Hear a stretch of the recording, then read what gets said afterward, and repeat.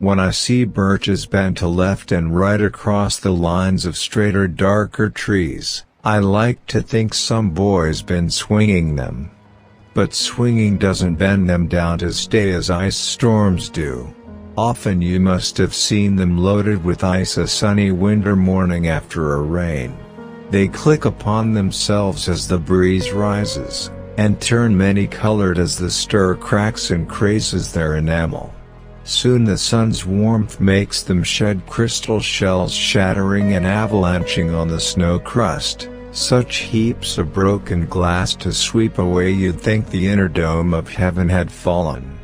They are dragged to the withered bracken by the load, and they seem not to break, though once they're bowed so low for long, they never right themselves. You may see their trunks arching in the woods years afterwards, trailing their leaves on the ground like girls on hands and knees that throw their hair before them over their heads to dry in the sun.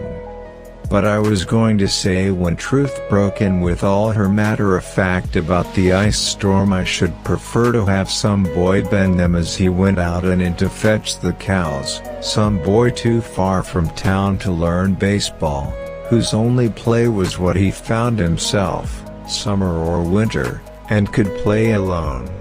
One by one he subdued his father's trees by riding them down over and over again until he took the stiffness out of them, and not one but hung limp, not one was left for him to conquer. He learned all there was to learn about not launching out too soon and so not carrying the tree away clear to the ground.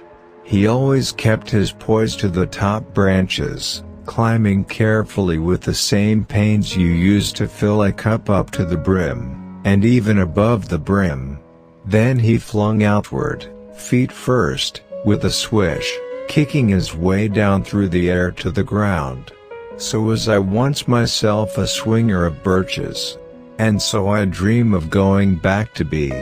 It's when I'm weary of considerations, and life is too much like a pathless wood where your face burns and tickles with the cobwebs broken across it, and one eye is weeping from a twig's having lashed across it open.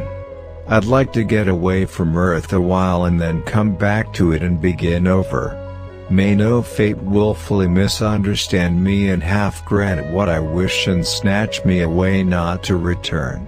Earth's the right place for love. I don't know where it's likely to go better.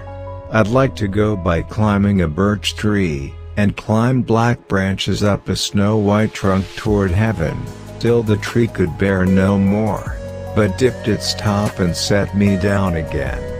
That would be good both going and coming back.